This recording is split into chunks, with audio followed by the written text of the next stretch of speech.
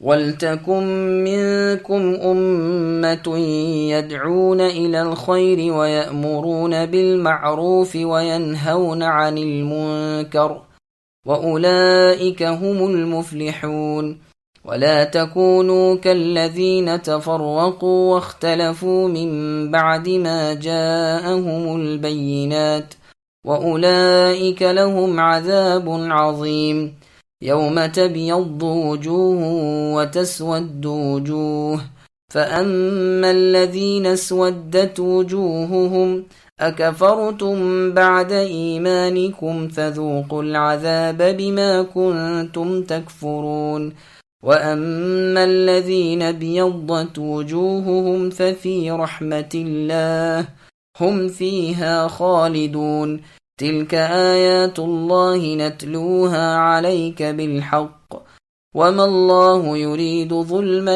لِلْعَالَمِينَ وَلِلَّهِ مَا فِي السَّمَاوَاتِ وَمَا فِي الْأَرْضِ وَإِلَى اللَّهِ تُرْجَعُ الْأُمُورُ۔ تم میں سے ایک جماعت ایسی ہونی چاہیے جو بھلائی کی طرف بلاتی رہے اور نیک کاموں کا حکم کرتی رہے اور برے کاموں سے روکتی رہے، یہی لوگ فلاح و نجات پانے والے ہیں۔ تم ان لوگوں کی طرح نہ ہو جانا جنہوں نے اپنے پاس روشن دلیلیں آ جانے کے بعد بھی تفرقہ ڈالا، انہی لوگوں کے لیے بڑا عذاب ہے۔ جس دن بعض چہرے سفید ہوں گے اور بعض سیاہ، سیاہ چہرے والوں سے کہا جائے گا کہ تم نے ایمان لانے کے بعد کفر کیوں کیا، اب اپنے کفر کا عذاب چکھو، اور سفید چہرے والے اللہ تعالیٰ کی رحمت میں داخل ہوں گے اور اس میں ہمیشہ رہیں گے۔ اے نبی صلی اللہ علیہ وسلم، ہم ان حقانی آیتوں کی تلاوت آپ پر کر رہے ہیں۔ اللہ تعالیٰ کا ارادہ لوگوں پر ظلم کرنے کا نہیں، اللہ تعالیٰ ہی کے لیے ہے جو کچھ آسمانوں اور زمین میں ہے، اور اللہ تعالیٰ ہی کی طرف تمام کام لوٹائے جاتے ہیں۔ سامعین، اب ان آیتوں کی تفسیر سماعت کیجیے۔ امر بالمعروف و نہی عن المنکر کا فریضہ انجام دینے والی جماعت۔ ضحاک رحمۃ اللہ علیہ فرماتے ہیں اس جماعت سے مراد خاص صحابہ کرام رضی اللہ عنہم اور خاص راویان حدیث ہیں، یعنی مجاہدین اور علماء محدثین۔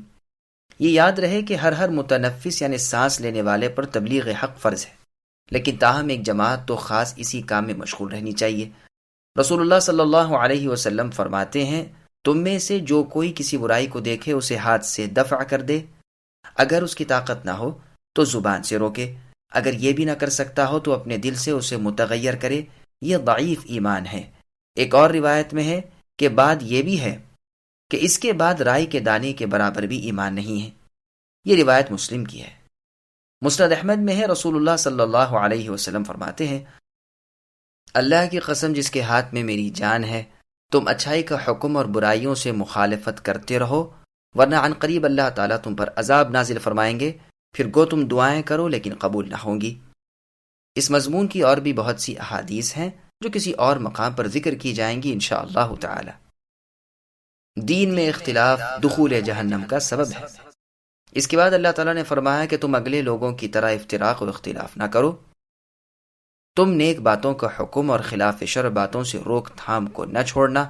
مسند احمد میں ہے کہ معاویہ بن ابی سفیان رضی اللہ عنہ حج کے لیے جب مکہ شریف میں آئے تو ظہر کی نماز کے بعد کھڑے ہو کر فرمایا کہ رسول اللہ نے فرمایا ہے کہ اہل کتاب اپنے دین میں اختلاف کر کے 72 گروہ بن گئے، اور اس میری امت کے 73 فرقے ہو جائیں گے، یعنی خواہشات میں سب کے سب جہنمی ہیں، مگر ایک اور بھی جماعت ہے، اور میری امت میں ایسے لوگ ہوں گے جن کی رگ رگ میں اس طرح نفسانی خواہشات گھس جائیں گی جس طرح کتے کا کاٹا ہوا انسان جس کی ایک ایک رگ اور ایک ایک جوڑ میں اس کا اثر پہنچ جاتا ہے۔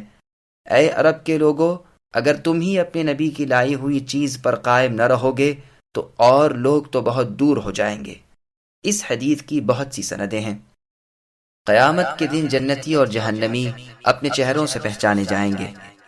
پھر آگے اللہ نے فرمایا، اس دن کچھ چہرے سفید ہوں گے اور سیاہ منہ بھی ہوں گے۔ ابن عباس رضی اللہ عنہما کا فرمان ہے کہ اہل السنہ والجماعہ کے منہ سفید نورانی ہوں گے اور اہل بدعت و منافقین کے کالے منہ ہوں گے۔ یہ روایت ابن ابی حاتم کی ہے، اور ابن ابی حاتم ہی میں حسن بصری رحمہ اللہ کا قول ہے کہ یہ کالے منہ والے منافق ہوں گے جن سے کہا جائے گا کہ تم نے ایمان کے بعد کفر کیوں کیا، اب اس کا مزہ چکھو، اور سفید منہ والے رحمت ربانی میں ہمیشہ ہمیشہ رہیں گے۔ سنن ترمذی کی روایت میں ہے، ابو امامہ رضی اللہ عنہ نے جب خارجیوں کے سر دمشق کی مسجد کے زینوں یعنی سیڑھیوں پر لٹکے ہوئے دیکھے تو فرمانے لگے یہ جہنم کے کتے ہیں، ان سے بدتر مقتول روئے زمین پر کوئی نہیں، انہیں قتل کرنے والے بہترین مجاہد ہیں۔ پھر آیت یوم تبیض وجوہ وتسود وجوہ تلاوت فرمائی۔ ابو غالب نے کہا کیا رسول اللہ صلی اللہ علیہ وسلم سے آپ نے یہ سنا ہے؟ فرمایا ایک دو دفعہ نہیں بلکہ 7 مرتبہ اگر ایسا نہ ہوتا تو میں اپنی زبان سے الفاظ نکالتا ہی نہیں۔ دنیا و آخرت کی یہ باتیں ہم آپ پر اے نبی کھول رہے ہیں۔ اللہ تعالیٰ عادل حاکم ہے، وہ ظالم نہیں، اور ہر چیز کو آپ خوب جانتے ہیں اور ہر چیز پر قدرت بھی رکھتے ہیں۔ پھر ناممکن ہے کہ وہ اللہ کسی پر ظلم کریں۔ کالے منہ جن کے ہوئے وہ اسی لائق تھے۔ زمین و آسمان کی کل چیزیں اللہ ہی کی ملکیت میں ہیں اور اللہ ہی کی غلامی میں، اور ہر کام کا آخری حکم اللہ ہی کی طرف سے ہے۔ متصرف اور با اختیار حاکم دنیا اور آخرت کے وہی ہیں۔ كنتم خير أمة أخرجت للناس تأمرون بالمعروف وتنهون عن المنكر وتؤمنون بالله ولو آمن أهل الكتاب لكان خيرا لهم منهم المؤمنون وأكثرهم الفاسقون لن يضروكم إلا أذى وإن يقاتلوكم يولوكم الأدبار ثم لا ينصرون ضربت عليهم الذلة أينما ثقفوا إلا بحبل من الله وحبل من الناس وباءوا بغضب من الله وضربت عليهم المسكنة ذلك بأنهم كانوا يكفرون بآيات الله ويقتلون الأنبياء بغير حق ذلك بما عصوا وكانوا يعتدون۔ تم بہترین امت ہو جو لوگوں کے لیے ہی پیدا کی گئی ہے۔ تم نیک باتوں کا حکم کرتے ہو اور بری باتوں سے روکتے ہو اور اللہ تعالیٰ پر ایمان لاتے ہو۔ اگر اہل کتاب بھی ایمان لاتے تو ان کے لیے بہتر تھا، ان میں ایمان والے بھی ہیں لیکن اکثر تو فاسق ہیں۔ یہ لوگ تم کو ستانے کے سوا اور زیادہ کچھ ضرر نہیں پہنچا سکتے۔ اگر لڑائی کا موقع آ جائے تو پیٹ موڑ لیں گے، پھر مدد نہ کیے جائیں گے۔ یہ ہر جگہ ہی ذلیل ہیں۔ یہ اور بات ہے کہ اللہ تعالیٰ کی یا لوگوں کی پناہ میں ہوں، یہ غضب رب تعالیٰ کے مستحق ہو گئے اور ان پر فقیری ڈال دی گئی۔ یہ اس لیے کہ یہ لوگ اللہ تعالیٰ کی آیتوں سے کفر کرتے تھے اور بے وجہ انبیاء کو قتل کرتے تھے۔ یہ بدلہ ہے ان کی نافرمانیوں اور زیادتیوں کا۔ سامعین، اب ان آیتوں کی تفسیر سماعت کیجیے۔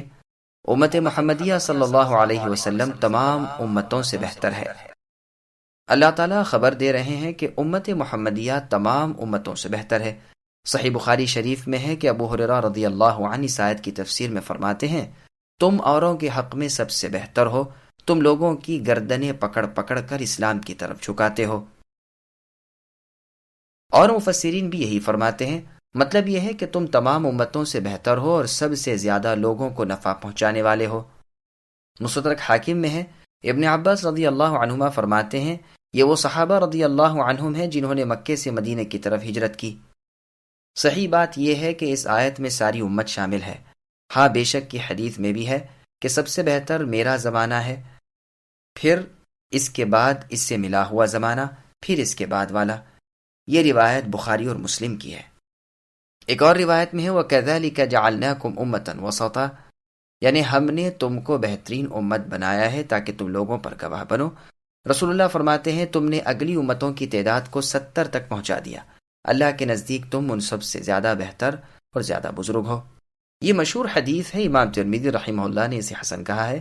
اس امت کی افضلیت کی ایک بڑی دلیل اس امت کے نبی محمد صلی اللہ علیہ وسلم کی افضلیت ہے۔ رسول اللہ تمام مخلوق کے سردار، تمام رسولوں سے زیادہ اکرام و عزت والے ہیں۔ رسول اللہ کی شرع اپنی کامل اور اتنی پوری ہے کہ ایسی شریعت کسی نبی کی نہیں، تو ظاہر بات ہے کہ ان فضائل کو سمیٹنے والی امت بھی امتوں میں سب سے اعلیٰ و افضل ہے۔ اس شریعت کا تھوڑا سا عمل بھی اور امتوں کے زیادہ عمل سے بہتر و افضل ہے۔ رسول اللہ کی خصوصیات۔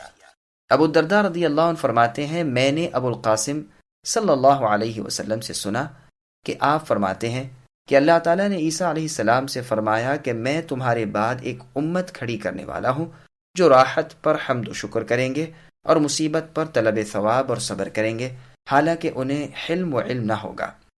عیسیٰ علیہ السلام نے تعجب سے پوچھا کہ بغیر باری اور دور اندیشی اور پختہ علم کے یہ کیسے ممکن ہے؟ رب العالمین نے فرمایا، میں انہیں اپنا حلم و علم عطا فرماؤں گا